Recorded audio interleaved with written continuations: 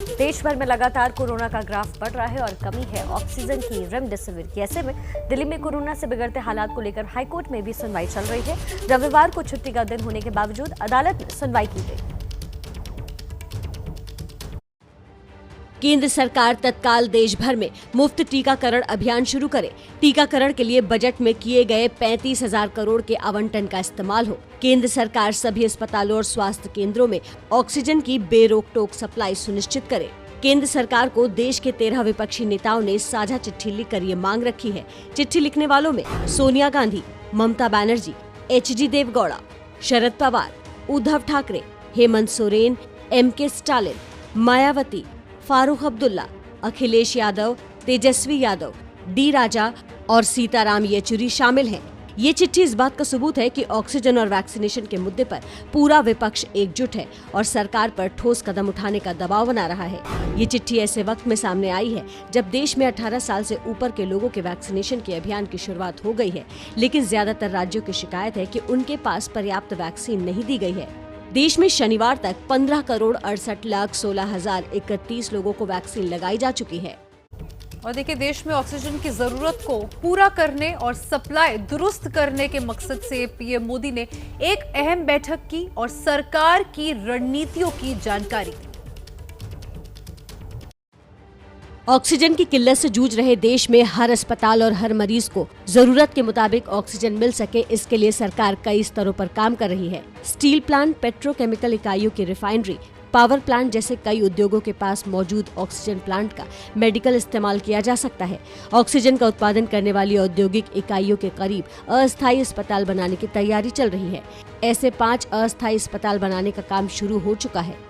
ऐसे अस्थायी अस्पतालों के जरिए करीब 10,000 ऑक्सीजन बेड मुहैया कराए जा सकते हैं। 14 नाइट्रोजन प्लांट को ऑक्सीजन प्लांट में बदला जा रहा है। इसके अलावा 37 और नाइट्रोजन प्लांट की पहचान की गई है, जहां उसे ऑक्सीजन प्लांट में बदला जा सकता है। कोरोना के बढ़ते ग्राफ को देख करके सरकार कुछ अहम फैसले ले रही है। आपको बता दें, कोरोना संकट के बीच डॉक्टरों की कमी को देखते हुए सरकार अब जल्द इलाज में MBBS और नर्सिंग के फाइनल ईयर के छात्रों की मदद ले सकती है। बढ़ते कोरोना को रोकने के लिए ह्यूमन रिसोर्स के प्रभावी मैनेजमेंट पर रविवार को पीएम मोदी ने उच्च अधिकारियों के साथ बैठक की। मीटिंग में कोरोना मरीजों के इलाज में मदद के लिए MBBS और नर्सिंग छात्रों की मदद पर चर्चा हुई है। डॉक्टरों की कमी को देखते हुए छात्रों को कोविड पेशेंट के इलाज में लगाया जाएगा। कोविड के दौरान मेडिकल सेक्टर में काम कर रहे लोगों को सरकारी नौकरी में प्राथमिकता दी जा सकती है। साथ ही मेडिकल सेक्टर के लोगों को वित्तीय सहायता मुहैया कराने पर भी सरकार विचार कर रही है। आपको बता दें कि अब तक MBBS के फाइनल ईयर के छात्र बिना परीक्षा पास किए मरीजों की डॉक्टर की तरह फुल टाइम इलाज नहीं कर सकते थे, लेकिन सरकार के इस फैसले के बाद स्थिति कुछ दिनों के लिए बदल सकती है। यहाँ ये जान लेना भी जरूरी है कि भारत में स्वास्थ्य सेवा से जुड़े डॉक्टरों, नर्सों की तादाद कितनी है। 31 दिसंबर 2020 तक भारत में 12,89,000 डॉक्टरों ने नेशनल मेडिकल कमीशन में खुद को रजिस्टर कराया था। इनमें से सिर्फ 80% यानी करीब 10,31,000 डॉक्टर स्वास्थ्य सेवा से जुड़े हैं। हालांकि ये सभी डॉक्टर कोरोना के इलाज में नहीं लगे हैं। भारत में फिलहाल नर्सों की तादाद 22,72,000 है। WHO की गाइडलाइन के मुताबिक भारत में 3.5 लाख डॉक्टरों की कमी है। अगली खबर का रुख करते हैं। क्या भारत में विदेशी एम्बेसी भी मदद के लिए यूथ कांग्रेस अध्यक्ष से गुहार लगा रहे हैं? क्यों एक मदद के नाम पर देश के विदेश मंत्री और कांग्रेस के बड़े नेता आपस में भिड़ गए? कोरोना काल में नाम की इस लड़ाई की आप ये पूरी रिपोर्ट देखिए। ये न्यूजीलैंड एम्बेसी का ट्वीट है, जिसमें वो कांग्रेस की यूथ विंग के अध्यक्ष BV श्रीनिवास से ऑक्सीजन की गुहार की गई है। 2 मई की सुबह 9:15 पर न्यूजीलैंड एम्बेसी ने ये ट्वीट किया। सुबह 9:49 पर BV श्रीनिवास ने इसका जवाब भी दिया और कहा कि मदद तुरंत मिलेगी। डायरेक्ट मैसेज में पूरी जानकारी साझा करें। लेकिन कुछ ही देर बाद न्यूजीलैंड एम्बेसी का मदद की गुहार वाला ट्वीट डिलीट कर दिया जाता है। उसकी जगह सुबह 10:07 पर एक नया ट्वीट होता है, जिसमें लिखा है कि हमारी अपील को दुर्भाग्य से गलत समझा गया, हम माफी चाहते हैं। सुबह 10:19 पर श्रीनिवास का एक और ट्वीट आता है कि हम न्यूजीलैंड एम्बेसी पहुंच गए हैं, दरवाजा खोले, सिलेंडर ले। अब जानिए क्यों न्यूजीलैंड एम्बेसी ने मदद की गुहार वाला ट्वीट डिलीट कर दिया।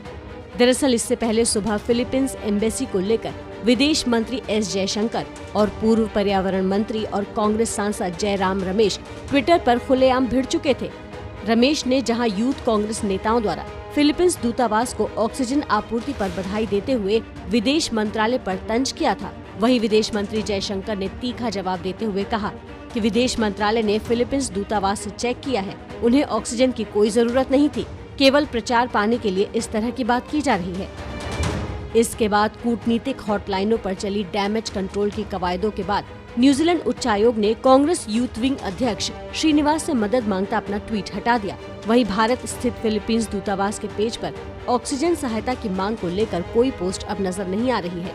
वैसे सामान्य प्रक्रिया ये है कि जब किसी दूतावास को कोई जरूरत होती है तो वो सीधे केंद्रीय विदेश मंत्रालय से सहायता मांगता है।